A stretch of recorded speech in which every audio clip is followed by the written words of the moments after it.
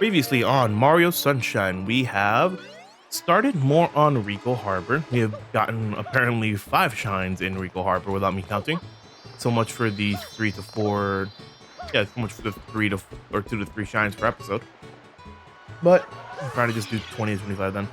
The whole point of that little glitch I did yesterday, and I'll probably just do it again here today because it's pretty easy for you to see, is that I don't know why, but one of the glitches you can do in episode 2 of Rico Harbor, and it's something I love doing all the time when I want to just stop playing the game or want to show it to my friends, is that basically you just grab any blooper. It doesn't matter what color, but we can just pick any blooper we want and just drive it all the way to the next section. And it's pretty simple to do. It's like pretty easy time. But once you pass like the final set of coins, once you go into that thing, wow, I actually did it without even trying. Is that once you go through that tunnel, and you hit either exit area, which is what you usually do, or apparently if you just unpause the fucking game, unpause your thing, that's a new one. I have never tried that. But anyway, as soon as you get out of that menu and you go through the loading zone for the transition to the secret area in that shine, you just reset the game. It's a very funny glitch. It's one of my favorite glitches to just do over and over and over again when I need to just stop playing, or when I need to tell myself, okay, after a little break, let's have some fun. But yeah, that's just pretty much it. That's what the glitch entails. It's just a reset glitch. Kind of funny. I do it all the time. And yes, that was in the original GameCube as well. All the glitches in the 3D All-Stars that I'm showing on the Switch version, the 3D All-Stars version, they're all there in the GameCube version. I'm surprised they didn't patch any of the glitches out when they made this, but it is technically an emulation on this. But episode 5, Blooper, yeah, I've been talking too much. Episode 5, Blooper returns, and this one is a pretty simple shine to do as well. Basically, Blooper has returned to the middle, and we just have to go all the way back there.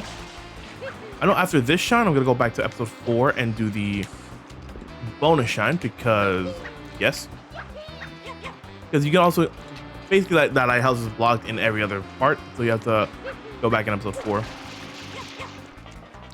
But we have to just go all the way. Ow. To go back all the way to where he is, and you can just make it easier with a rocket nozzle, which you are given at the start of the thing. But basically, you could also just go onto this little area and just jump on. And this one you're actually supposed to like stomp on his tentacles and just do damage with that, because that's what happens. And you can just knock down the first 2. You don't even have to take them out either. You just take out the first 2. And yeah, take out the first 2, just knock them down. You can take them out if you want. But once you like knock down the first 2, like his front one, you can just deal with it.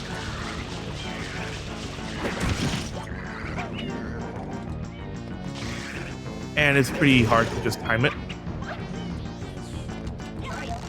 Come on. Damn. Okay, I actually have to pick it up. It sucks, but I wanted to do it again without picking him up. Basically, just take out his front tentacles, you'll be fine. Those are the ones that do the most damage, especially if you're trying to grab his little nose. But do be careful, because if you do let go of B or let go of B at the wrong time, you'll just like let go of his tentacle without ripping it off. Also, the physics of that just being there is kind of a weird one. But yeah, pretty simple fight to do. Just take out the front 2. You don't have to take out the back 2 if you want to be an animal. Then you can take out the remaining 2. But it's not necessary. Just take out the front 2 and you'll be fine. I wish I actually could remember to do stage 4. It was pretty funny that happened. There you go. So next shine done. Pretty simple boss fight to do. And I think that's pretty much the end of Blooper.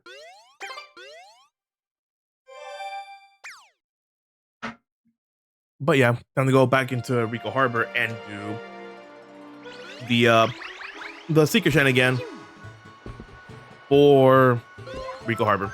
At least the right coin mission.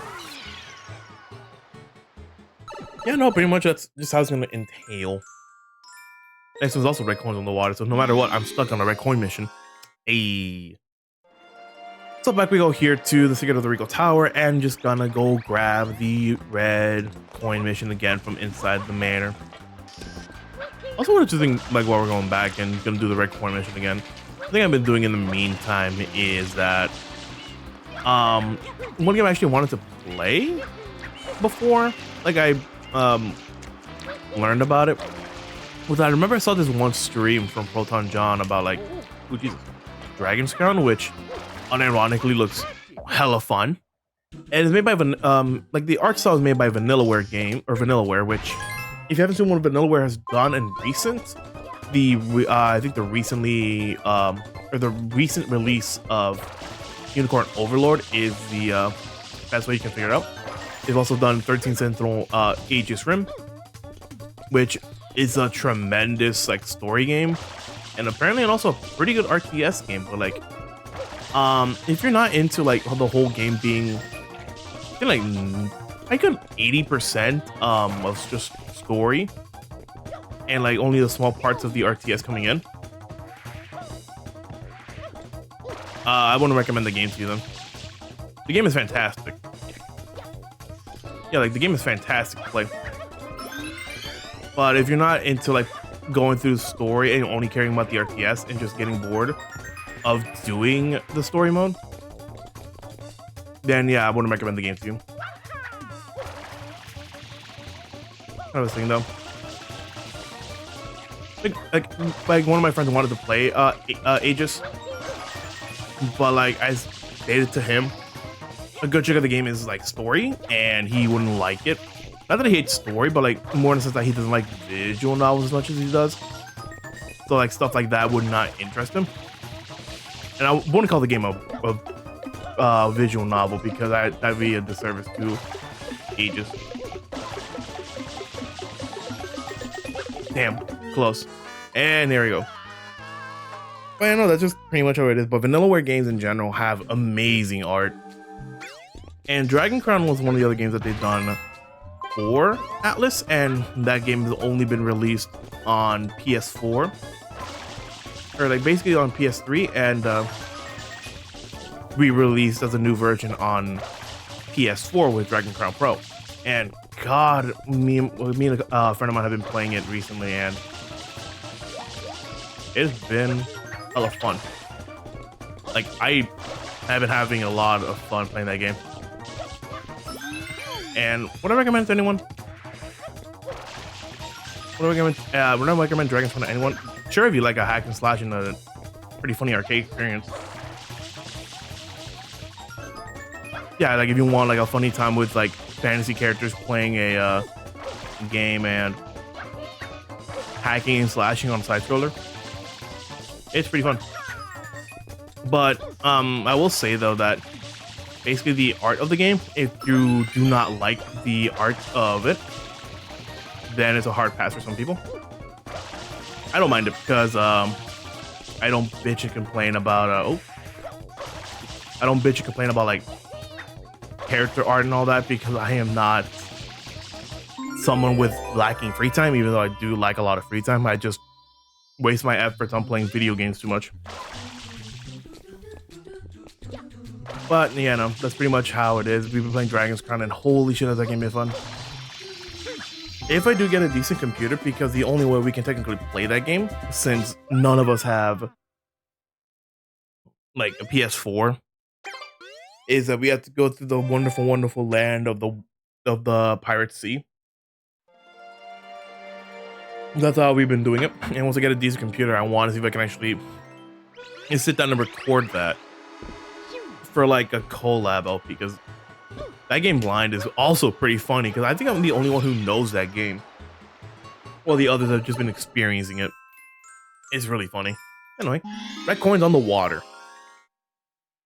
Basically, Red Coins on the Water is another Red Coin mission, and it's based on, like, the ones we do in these secret levels. So basically, we have the big old red button to ground pound, and we have to collect all the red coins in a time limit. And this is the one that people remember for the bloopers being kind of annoying. Bloopers on the right on the water is kind of annoying because you have to maneuver this obstacle course, collecting every single red coin and all that. And people who always hold up to move the blooper at high speed will know that if you hit anything with the blooper, your life is good as forfeit. Fucking hell, that's two gone.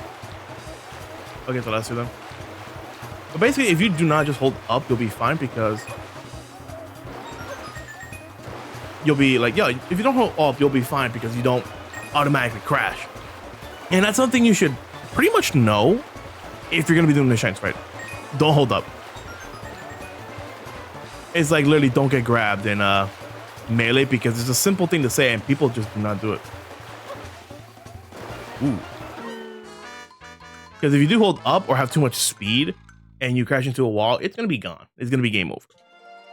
And that's what's gonna happen a lot, especially since if you die in this section at least, it knocks you back into the main hub and you have to reselect the mission again, which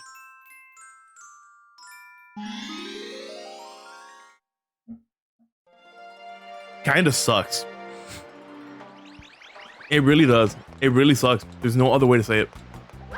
So do be mindful of that. Basically, if you want to go funny, pick the purple or pick the the purple blooper. But if you want to like get through this fast and decently good, grab the green blooper and you'll be fine. The yellow one is also like middle of the line if you want to just yield it. You have like 2 minutes to collect every single red coin, so you'll be fine if you want to take the green one. Just the green one being slow is good for you to just maneuver and use it to your advantage to grab every single red coin in one attempt. One other trick you can do is that you could just try to not cancel it, but try to maneuver yourself in between them. Really? That's the one I missed? Fine, I'll go back for it. I am surprised I missed the one in the middle of the girder. It's basically like a pretty good challenge to do. It's a very good like driving challenge. I like Crazy Taxi. I really want to sit down and play Crazy Taxi one day, man. That's a stupid ass game. There you go. Now hold to the right. And this is where the famous camera happens. Basically, this shrine is infamous because a lot of people, Let's Players, streamers, hell, anyone you watch who has seen this game knows that this thing has 3 different modes that wants to cause problems. One of them is the camera. Basically, if you pick up the last coin, your camera gets all screwy and you don't know where you're going. And if you're holding up at that time, you're gonna be stuck.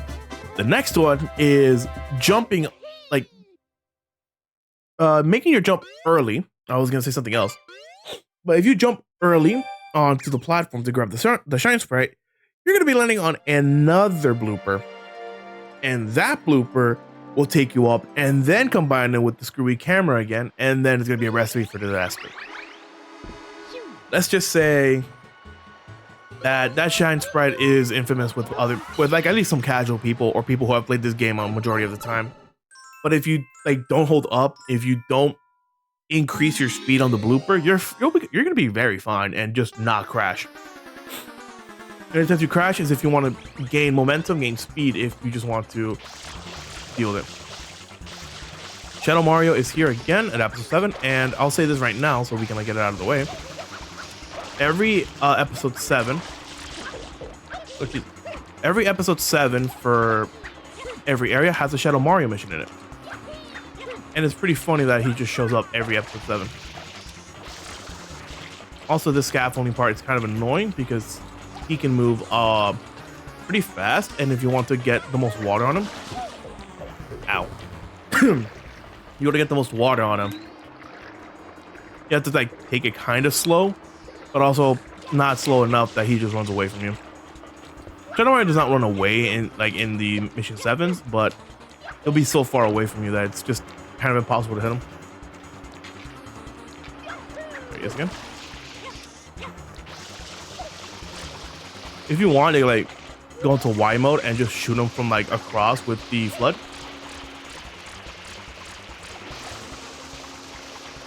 It's kind of funny you do that. But once it gets far away, you have to like move into a new area. Nice. Recovered it. Man. I don't understand why my friends just says his controllers, like the control schemes were kind of whack. Like, I can kind of concede though. And I just shoot him from afar. Fucking best sniper of the century. Huh? How's that working? What? Oh. That's stupid.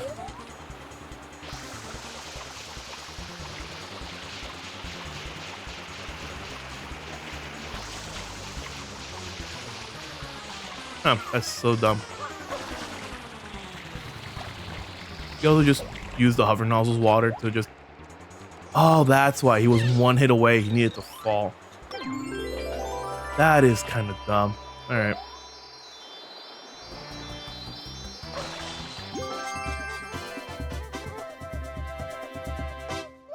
That's fine.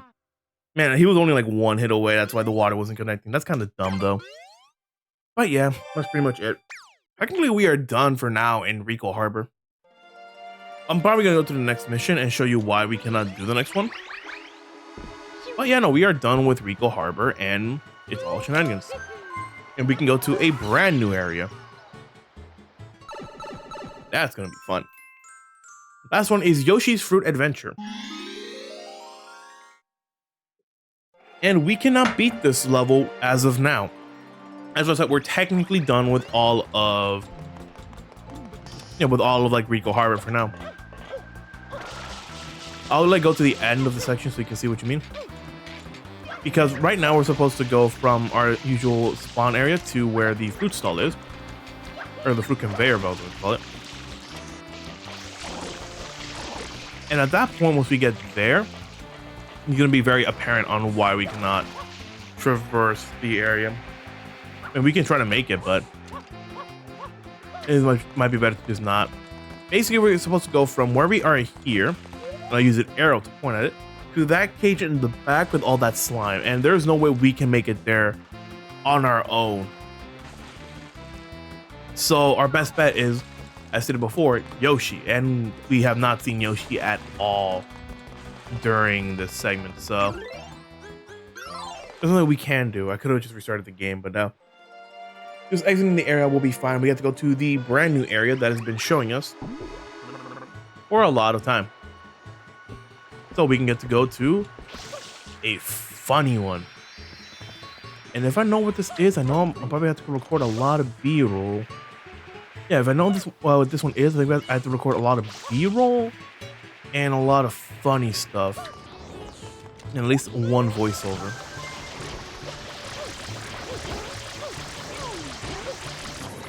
There you go. Blooper piranha up. This one wants to be a kind of an annoying asshole. Hi, Toad. Bye, Toad. Fucking Toad just went up and then went back down the slime.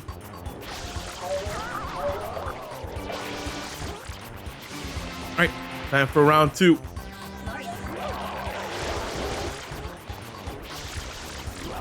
Alright, come on. Same song as we've done before. This is like Sunchet's most favorite enemy. There you go. I did not want a side jump. Finish all the water. Once we defeated that polluted piranha, the light tower comes back. And, well, let's just clean the Toad here. Thanks, Mario. That's it. That's what he says. But we get to go to a brand new area. And yep, this is the one where I can do a funny one. It's probably going to be at the end of this. But welcome to Gelato Beach, the Dune Bud Sandcastle. We get to do a secret. Basically, let's just say that any speedrunner of this game knows what to do now. But I will say this, I'm not going to be doing what I'm supposed to be doing. basically right now, if you want to be a little initiated on what to do, I will say that as soon as you start Gelato Beach, you can do a glitch to immediately skip Gelato Beach. Basically, just go up here, knock down the coconut. Like, knock down the coconut. I'll probably like attempt at once. You just grab this coconut here, and you take it all the way to the end. I know I'm gonna be doing this more easier when we do the mission that is required here, and I'm not gonna say what the mission is. But we just go here, drop the coconut, go to this section, we orient ourselves, jump to grab the coconut and keep our position the same. Get into position again. Go here, drop the coconut, and just flip into them. I'm not gonna try again because I'd rather not waste everyone's time. I'm actually very surprised I got that far. And basically, once we get to that mission to get that shine, I'm gonna be talking about it more. But let's just say right now, I'd rather just not. I could probably do another glitch later, but I'd rather do that next time. But we just have to do this section next to like the red cataquack, and we could just go into the secret, and that starts off the mission. And I know you could like do basically 2 secret shines in this like little first section, but this one is also pretty infamous. It's a little sand castle, and once you step on these sand blocks, they disappear. So do be mindful, keep your ears attentive, and you'll be fine. And basically these 4 nails here will give you something, I think mostly a coin. But do be mindful. I'm gonna go for all 4 of them before I forget. You don't have to go for these immediately, you just keep going. But I just do it out of habit. Alright. There you go, forward. 2, 3. Last one up on the bottom left. And we can just keep on going. Basically, the smaller they are, the harder they are. And this, like, the brown block is like a safe point. You could, like, use it to reorient yourself. Or just not get lost. Once you get to this little section here on the little sandcastle, this is where the final part is. And this is where we have to go all the way to the top. There's another one up on the opposite side of where the shine spread is. But we don't have to do that. Pretty easy shine to do. But if you don't know what to do on the sand blocks, you're going to be falling off a lot. So do be mindful. Jesus Christ, 23 minutes. I just saw that. But that is all for today's episode. And once we get to another certain amount of shine sprites, we get to see that good old whatever it's called there.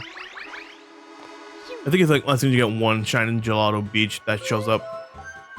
But that is all for me today. Next time on Mario Sunshine, we're going to be going back into Gelato Beach to do more of the missions. And we get to fuck around. But yeah, no. Thank you all for joining me today. And hope you all have a wonderful day.